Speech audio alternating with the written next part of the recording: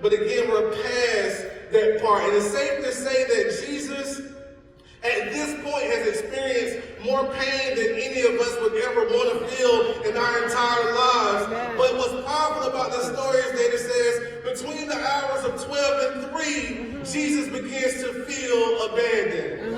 If I can talk from a small subject today, please look at your neighbor and say, it was necessary. It was necessary. Look at another neighbor and say, it was necessary.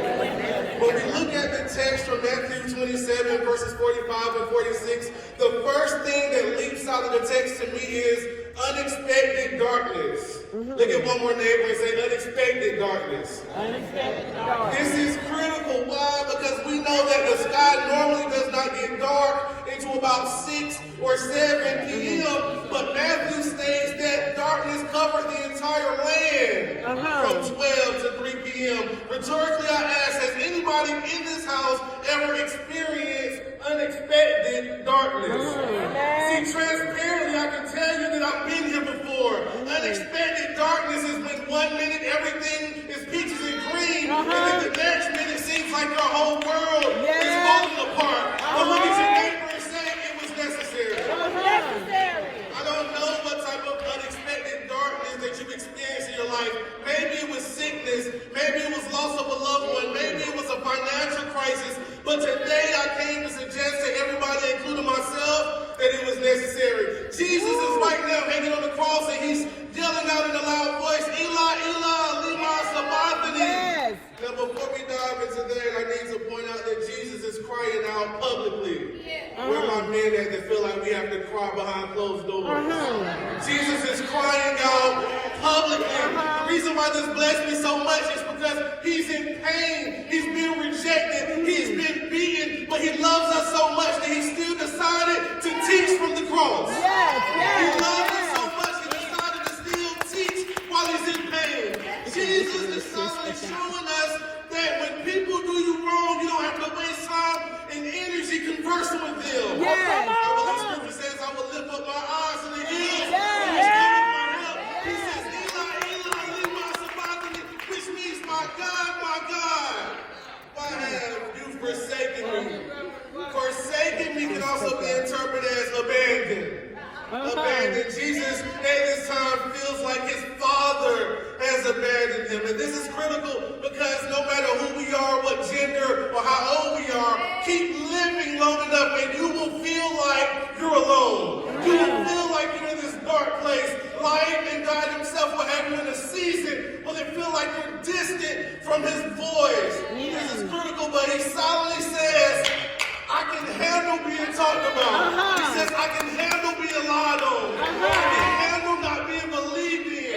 He says, I can even handle being denied by people I love. He says, because my father was with me, being rejected from Barabbas was nothing. He said, because my father was with me, being denied by someone I love was simple as well. He said, because my father was with me, I was able to get beaten and still hold my peace. He says, but now that I'm hanging, I'm missing my father's presence. There's some things that I can deal with in this life, but being distant from God is just not one of them. Jesus is in a place where he can handle being rejected and mishandled by people for the first time. He's hanging on the cross and he feels the absence of his father. And can I pause and inject that this is critical because there will be times that we will feel alone. There will be times where God himself will have us in a season where we feel like he's distant. And this is why he said, why have you forsaken me?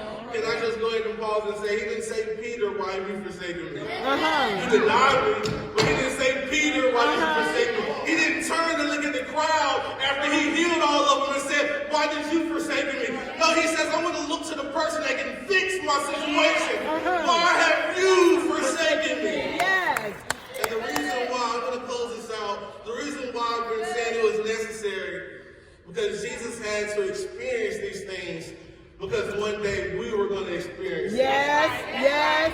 Hebrews chapter 4 verse 15 says, for we do not have a high priest who is unable to empathize with our weakness, but we have one that has been tempted in every way. Just as we Savior, but yet he did not sin. So guess what? He had to go through it so we could go through it. Look at your neighbor on the last time and tell him it was necessary. It was necessary. So next time trouble jumps up in your life, look at trouble and tell yourself it was necessary. I know it doesn't feel good. I know it feels unpleasant. I know it feels uncomfortable, but it is necessary. Douglas Miller has a song that I love. It's my favorite song. And I'm not going to sing it, but it says, my soul has been anchored. And if the storms don't cease, and if the winds keep blowing in my life, my soul has been anchored. He's able to hang there while being in pain because he was anchored. If I was to leave you with anything on this afternoon, I want to ask you, is your soul anchored? Because there will be a time when Jesus' voice seems distant, his provision seems distant, his guidance seems distant, his miracle seems far and distant. But is your soul anchored? May the Lord bless the hills of life. But again, we're past